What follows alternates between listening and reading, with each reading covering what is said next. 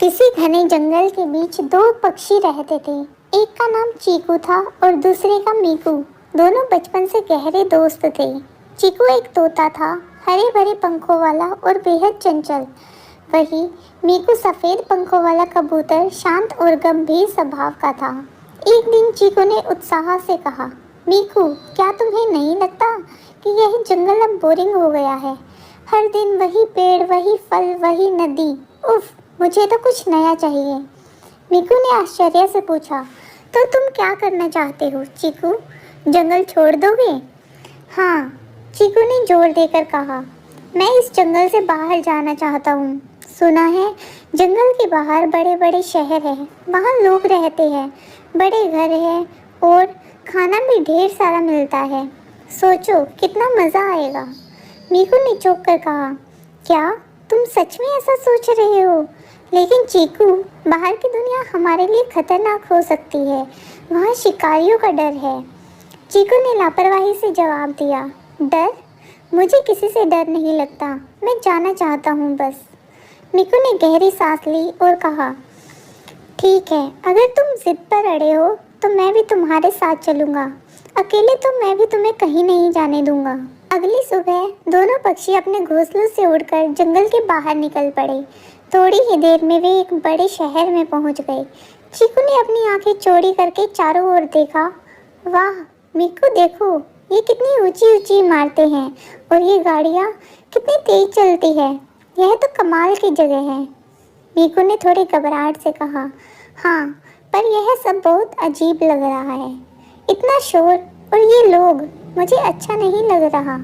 चीकू ने उत्साहित होकर कहा, तुम्हें समझ नहीं आएगा मीकू, यह जगह रोमांचक है। थोड़ी देर बाद दोनों एक बगीचे में उतरे। वहाँ लोगों की भीड़ थी। चीकू ने एक बच्चे को देखा जिसके हाथ में बिस्कुट था। वह फुर्ती से उड़कर बच्चे के पास गया और बिस्कुट छीन लिया। बच्चा रोने लगा। मीकू गुस्से से चीकू से बोला, यह क्या किया तुमने? ऐसा करना सही नहीं है। जंगल में हमने कभी ऐसा नहीं किया। चीकू ने हंसकर कहा, अरे यहाँ सब ये चलता है। मीकू, इतनी चिंता मत करो। लेकिन जल्द ही उन्हें शहर की मुश्किलों का सामना करना पड़ा। एक दिन चीकू खाने की तलाश में उड़ते उड़ते एक जाल में फंस गया। उसने घबराकर चिल्लाना शुरू कर दिया, बचाओ मीकू, मुझे बचाओ, मैं फंस गया हूँ। मीकू तुरंत वहाँ पहुँचा।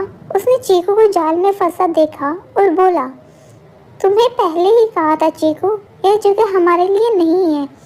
अब देखो क्या हुआ। चीकू ने रोते हुए कहा, मीकू मुझे माफ़ कर दो प्लीज़, मुझे बचा लो। मीकू ने अपनी चोंच से जाल को काटना शुरू किया। उसने पूरी ताकत लगा दी और आखिरकार चीकू को आज़ाद कर दिया। चीकू ने राहत की सांस लेते हुए कहा, थैंक यू मीकू, अगर तुम नहीं होते तो मैं मर ही जाता। मीकू ने गंभीर होकर कहा, अब तो समझ गए ना चीकू, यह जगह हमारे रहने लायक नहीं है। चलो अपने जंगल वापस चलते हैं, वही हमारी असली जगह है। चीकू ने सिर झुकाकर कहा, तुम सही कहते हो मीकू, चलो वापस चलते हैं।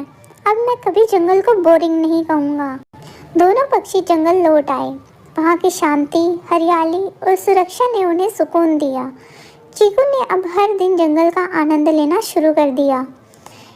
यह कहानी हमें सिखाती है कि हर जगह की अच्छाई और बुराई होती है, लेकिन जहाँ शांति, सुरक्षा और अपनापन का एहसास हो, वही असली